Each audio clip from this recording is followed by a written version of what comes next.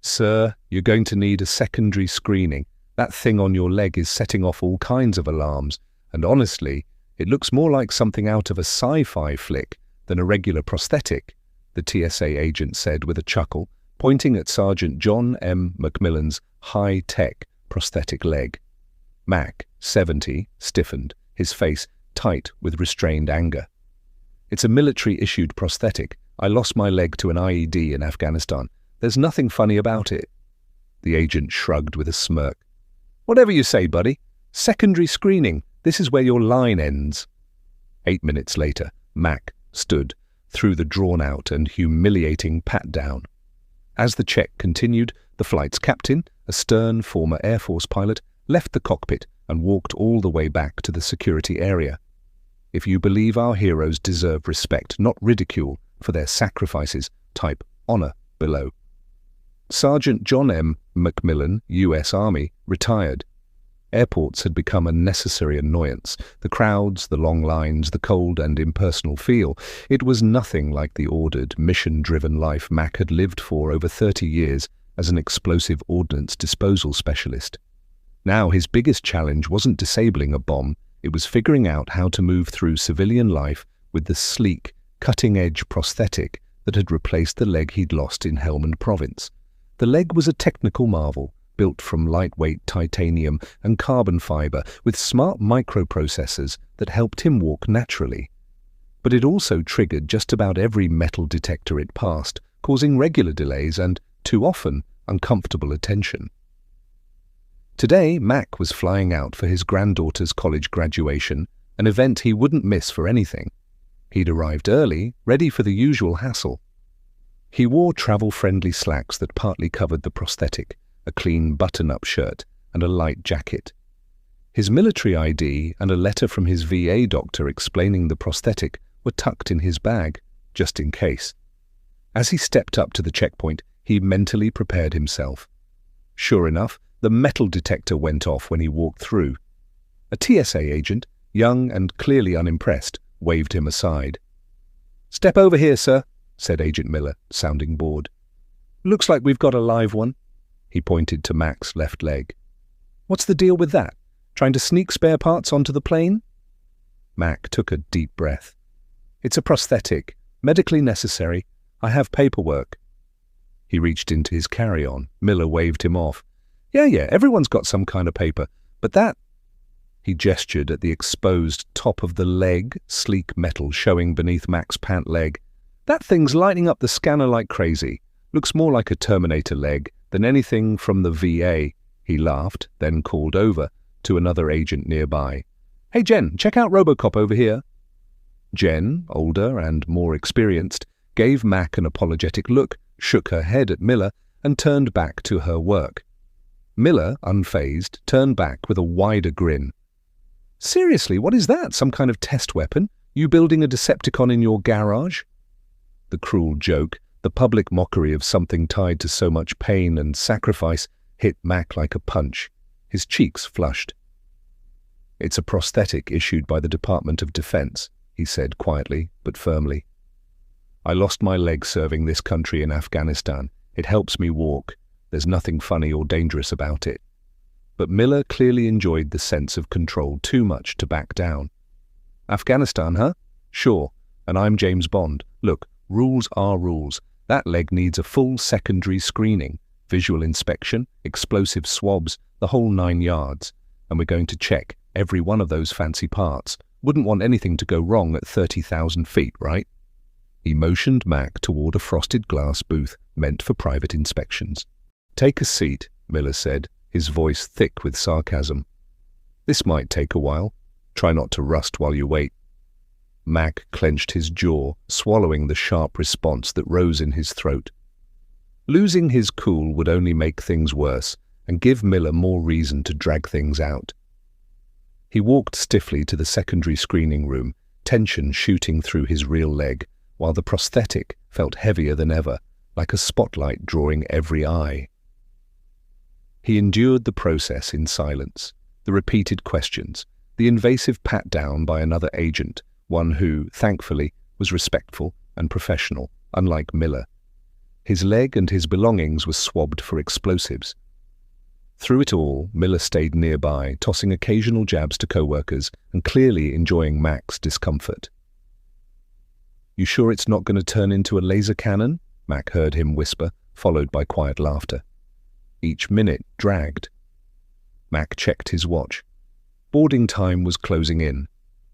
He couldn't bear the thought of missing his granddaughter's big day. He tried again to explain the prosthetic, the importance of his trip, but Miller just waved him off. "We'll finish when we finish. Passenger safety comes first. Some folks might miss their big events, but that's the price of security." The message was clear. In Miller's eyes, Mac's leg made him a threat. His situation didn't matter. What mattered was Miller's power and his rules. When the screening finally ended, just as Mac had known it would, with nothing suspicious found, he felt exhausted and humiliated. He gathered his things with shaky hands, his anger simmering just below the surface. He had barely enough time to make it to his gate. As he refastened his belt, a stir near the main TSA checkpoint caught his attention. A calm, firm voice rose above the usual airport noise. "I'm looking for Agent Miller. I understand he just screened a passenger with a prosthetic leg. Colonel John McMillan, where is he?" Miller, who had been standing nearby with a smug grin, froze. His face drained of color. That voice was unmistakable, sharp, commanding, and used to being obeyed. Every TSA agent knew a tone like that.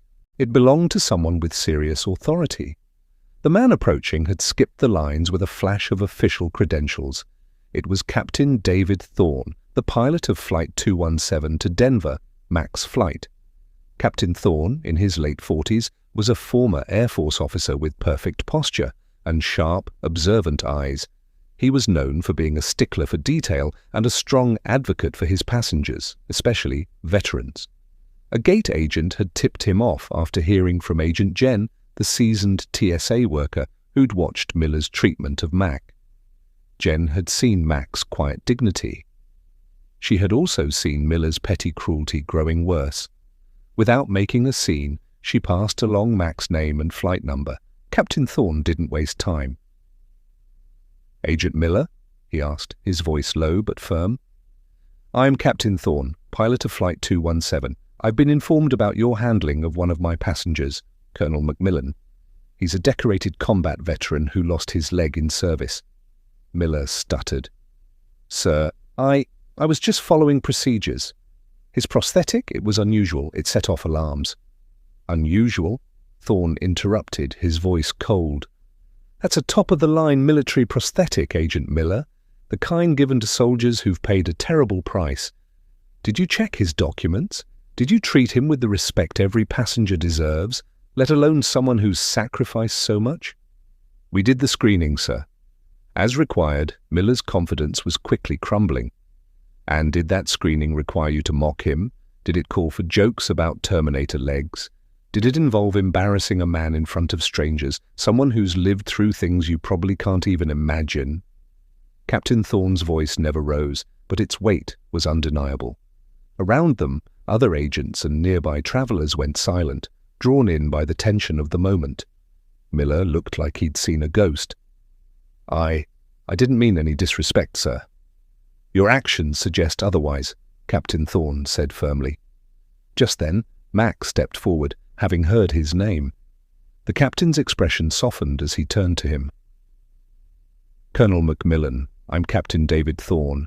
Please accept my sincere apologies for how you've been treated by this agent and the system he represents. It's unacceptable." Mac, surprised by the pilot's direct apology, gave a tired nod. "Appreciate it, Captain. Just trying to get to my granddaughter's graduation." "And you will, Colonel," Thorne said with quiet certainty. Then he turned back to Miller, his voice once again hard. "Agent Miller, you will apologize to Colonel McMillan for your unprofessional and offensive behavior." Under the captain's sharp glare and the quiet judgment of his co-workers, Miller looked down and mumbled a weak apology. "Louder!" the captain ordered. Miller repeated it, only a bit clearer, though the bitterness in his tone remained. "That's not good enough," Thorne said, turning to the TSA supervisor who had rushed over, clearly worried. "Supervisor, I'm filing an official complaint against Agent Miller for harassing a disabled veteran. I expect a full investigation and disciplinary action.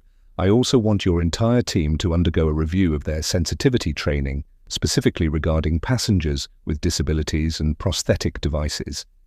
The supervisor nodded quickly, assuring the captain that it would be taken care of. Captain Thorne looked back at Mac. "Your seat's in economy, right?" "Yes," Mac replied. "My granddaughter booked it." Thorne gave a small smile. "Well, as the pilot, I have some say in where passengers sit. And we happen to have an open seat in first class. It's yours, if you'll accept it." With the full respect and appreciation of the entire crew, Mac was caught off guard. "Captain, that's very generous, but it's really not necessary." "It absolutely is," Thorne said gently. "Think of it as a small way to make up for what you just went through. Please, let me walk you to the gate myself." And so Sergeant John M. McMillan, who had just been mocked and humiliated, was now personally escorted through the airport by the captain of Flight 217. He was seated in first class, offered refreshments, and treated with quiet, heartfelt respect by the flight crew, who had clearly been informed by their captain. Agent Miller was removed from his post and suspended while the investigation began. Word of what happened of a pilot standing up to a TSA agent for mistreating a veteran with a prosthetic leg spread quickly, first among airport staff, then through social media as passengers shared what they'd seen. Later that day, the TSA issued a formal apology to Mac and announced a review of its policies for interacting with travelers who use medical devices or have disabilities. Mac made it to his granddaughter's graduation on time, well rested. The ugly experience at the airport was already fading, though the sting of it lingered. He had never wanted special treatment, just basic decency and respect.